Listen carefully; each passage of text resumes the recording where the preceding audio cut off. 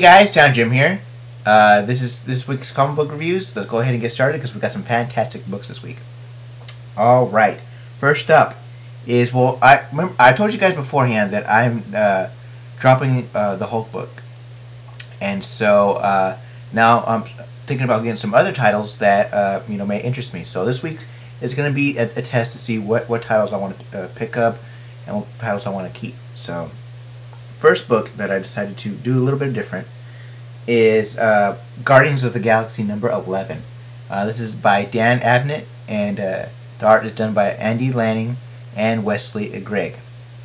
Now, this picks up after the last book. I read some of the previews to this. Apparently, the Guardians of the Galaxy are broken up, and Drax and Faravel, hope I'm saying her name right, they go and meet and they're trying to find Moondragon, who both of those guys are related to. They go to Titan, which is the home of Thanos and a home of other Titans, and they find Mentor. They fight Mentor, and apparently they die. So this issue picks up where the last issue left off. Drax and Faravel, they're in sort of like, I guess, in between life and death, I guess you could say. Not exactly limbo. So they meet a past villain. I forget his name real quick. I'm gonna look up his name real quick.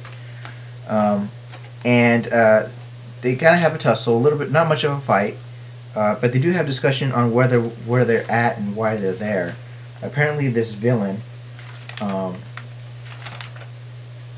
it lured them there, but there's another reason why he had him there. Maelstrom, that's his name, Maelstrom, and there's another reason why they lured him there is so that they can find Moondragon. Well, they do find Moondragon in a way, but it's not exactly what they thought it was. And those of you that know the history about Moondragon know exactly what Moondragon is about. You have to read the book. It is a great book. Got Guardians of the Galaxy number 11. Good book. Worth considering that. A book series that I've been reading for a while, though, is The Mortal Iron Fist, and this is number 11. Number 23, I'm sorry. Number 23, and this is by Dwayne Surinsky and Travel Foreman.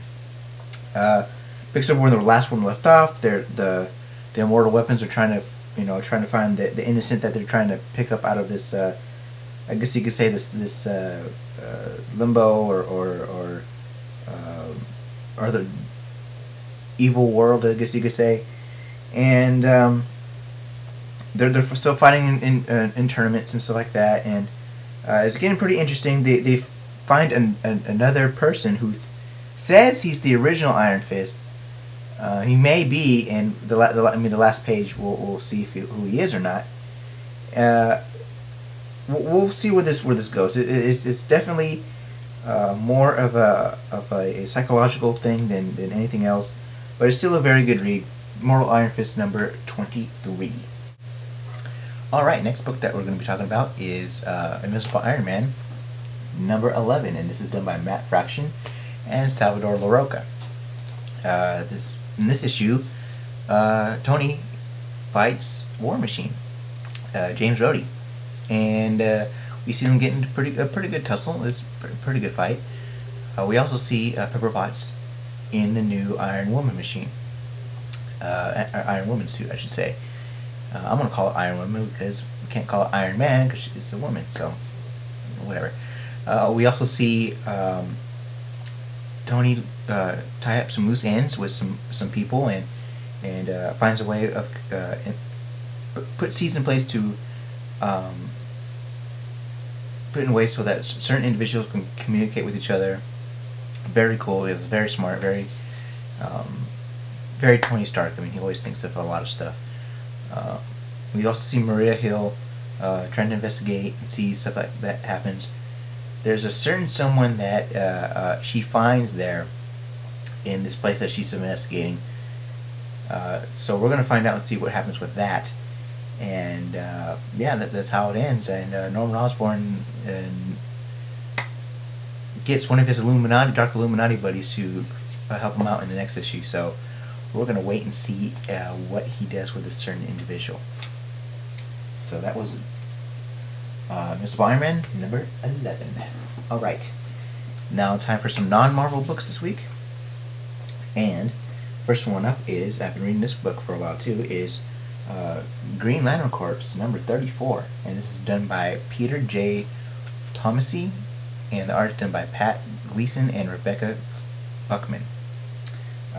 This issue picks up where the last one left off, and it's the fight between Mongo and Ricardo. I hope I'm saying his name right.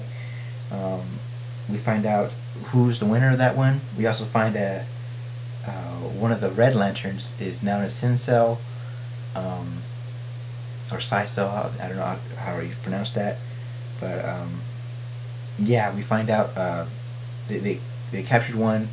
A little bit of tie-in into the regular Green Lantern book. We also find a Guardian. Looks like it's gone rogue. So and it's going to tie into this whole Blackest Night thing, and it's going to be great. It's going to be fantastic, and I pick it up. It's a good read. Fantastic.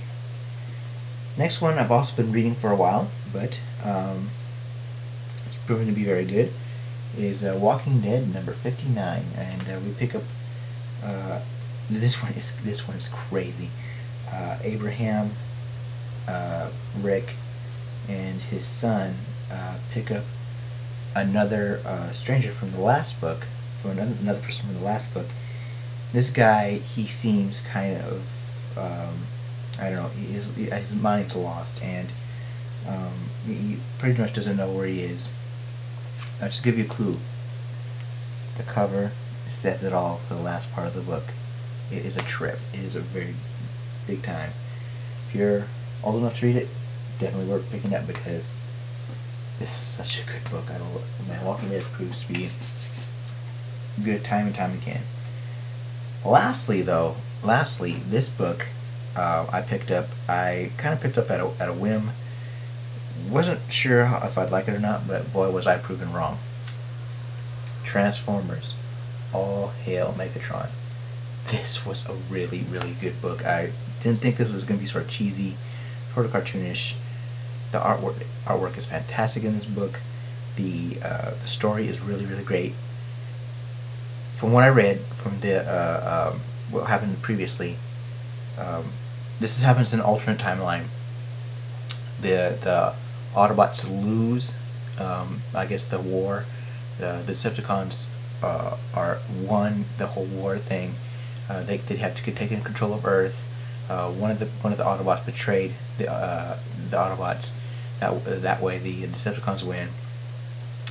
They're being hunted by these, these cannibalistic robots, and the Autobots are being hunted by the cannibalistic robots. And it looks like Starscream is being another manipulator again. He's doing his thing, and oh man, this is. The only thing I'm disappointed is that I didn't pick this title up sooner. Great. The artwork. The artwork's fantastic. Look at that. That is great. That is fantastic. If I was doing awards this week, it'd definitely be cover of the week. But I'm not doing awards this week because there's so many great books and I can't pick just one. All right. So this is. Oh, and by the way, that one was done by Shane McCarthy and Guido Greedy. I hope I said that right. I'm hoping you said that right. Alright, so this is the end of the video. Make sure you rate, comment, subscribe. Any hateful, spiteful comments toward me and toward anyone else will be deleted. So it's time, Jim, signing off. Take care, guys. I'll talk to you guys soon. Talk to you later. Bye.